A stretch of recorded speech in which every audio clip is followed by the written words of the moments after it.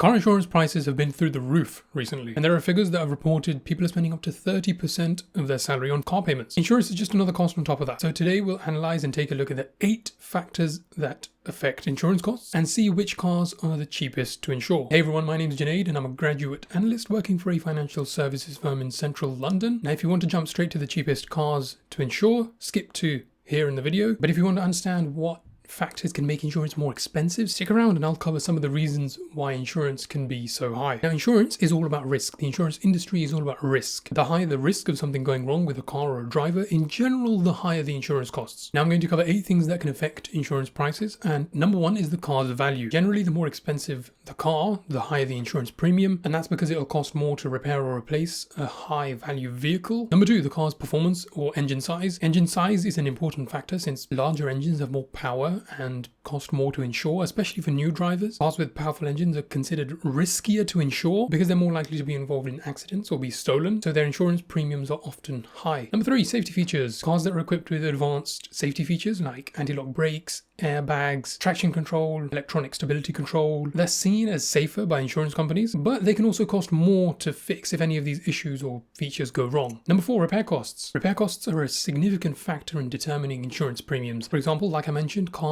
with more specialized or high value features or equipment can cost a lot to repair, and in general, their insurance premiums are higher as well. Number 5, and this is an important one, claim history. Insurance companies use lots of statistics to calculate risks associated with the claims history of a particular car model when they're calculating premiums. For example, M-Series BMWs have sky-high insurance premiums simply because their accident history is quite high. Number 6, the driver's age and driving record. Now, obviously, younger drivers or those with a history of accidents generally tend to have higher insurance premiums again. Number 7, location. The address that the car is kept at and where it'll be driven is such a major important factor in determining insurance pricing. Insurance tends to be higher in quote-unquote bad areas or urban cities like London, where thefts and crime rates are quite high compared to the rest of the UK. And number 8, usage. Now when you go to get an insurance quote, they'll usually ask for your annual mileage, and that's the mileage you expect to drive in the year, and cars used for commuting long distances or for business purposes will have higher premiums because the risks of an accident increase because you're on the road more. And last but not least, number 9, one of the things that affects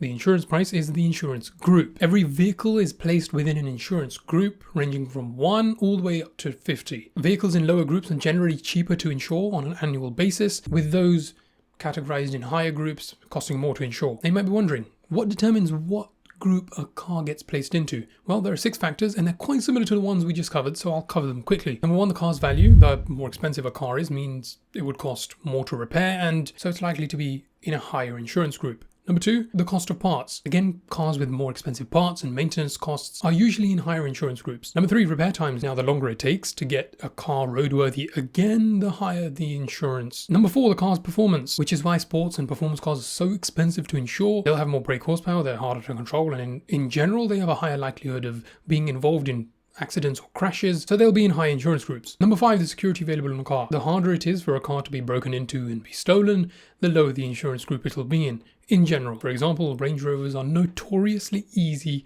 to break into and steal, so much so that Jaguar Land Rover's own insurance won't even offer to insure their own customers. Range Rovers are definitely going to be in high insurance groups. Number 6, safety equipment. Newer cars with things like emergency braking are less likely to be involved in a crash, so they'll be potentially placed in lower groups. Now, on a site like Auto Trader, you can actually filter for insurance group to see which cars fall under each insurance category. Or if you have a car in mind, you can click on the model.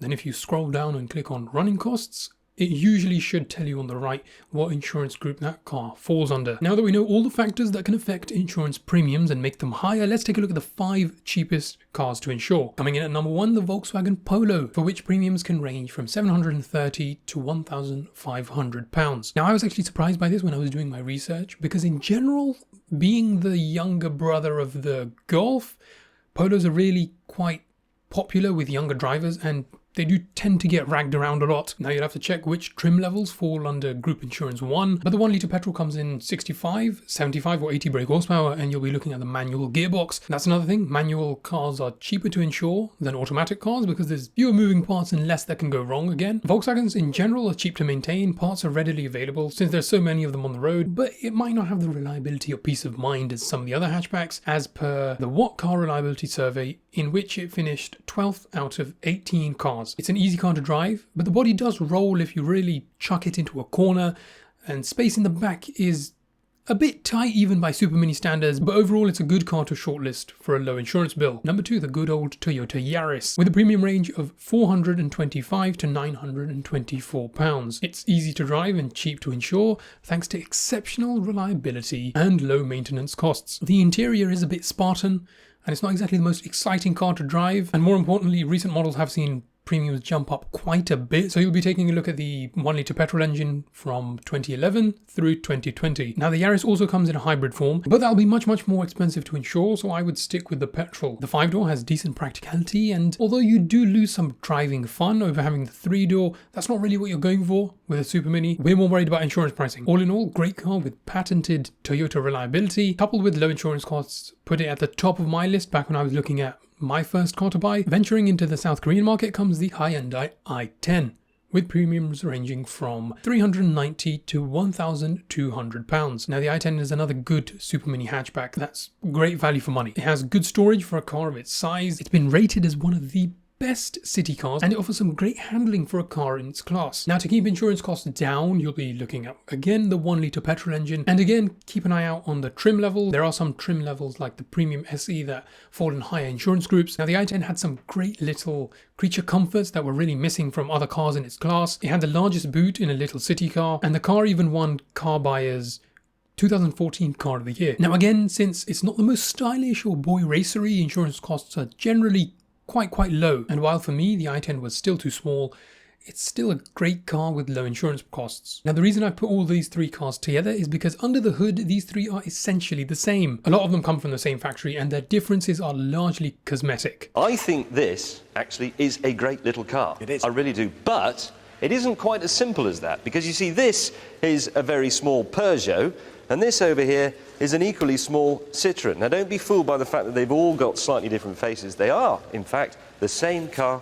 underneath. They're built in the same factory, they're built by the same people, and they've all got the same engine. Although the iGo does tend to hold its value better than the other two over the long term. Their premiums can range anywhere from £460 all the way to £1,100. But their insurance costs are quite similar, and while you might think that the Toyota would have better reliability, that may not be the case. These cars are very small, and I wouldn't recommend them for long motorway hauls or extended driving periods, but their size and power, or lack thereof, does keep insurance costs quite cheap for the trio. Now these cars are fairly bare bones, and the interiors felt a tad kitschy, but again, for low insurance costs, they're great little runarounds that'll get you from A to B. And last but certainly not least, the one I'd shortlisted if I could fit into one, the Nissan Micra. Premiums can range anywhere from £390 to £1,000. Another classic first car, being cheap to buy, cheap to run, and being a Nissan, very reliable too. Now while it may not be the most exciting car, the interior is a bit odd and, dare I say, dull. Base spec models don't even come with air conditioning, but it's another fantastic option for low insurance prices. Now the way I calculated these premium ranges is by running quotes for different models of each car and coming to an appropriate range. Insurance prices are ever changing. They depend on the market, they depend on a lot of different factors. So the figures I've presented in this video should be taken as a loose range. Now I didn't have any of the above as my first car because they were all quite a tight squeeze. The only one I actually felt comfortable in was the 2014 Toyota Yaris. Was it 2014? It was the facelift version of the Toyota Yaris, but even then no one would be able to sit behind me. So I ended up going with a slightly larger Honda as my first car. Insurance prices currently are through the roof, so I would highly recommend doing your research and shopping around for the best quote you can find. And another thing, take a look at cars in person before you make a decision on buying them. You can watch hours and hours of YouTube videos and reviews, but then when you get to see a car in person, you might think, oh, this doesn't work for me. Well, that's all for this video. Hope it was useful. If it was, be sure to leave a like and subscribe. Thanks for watching, and I will see you guys in the next one.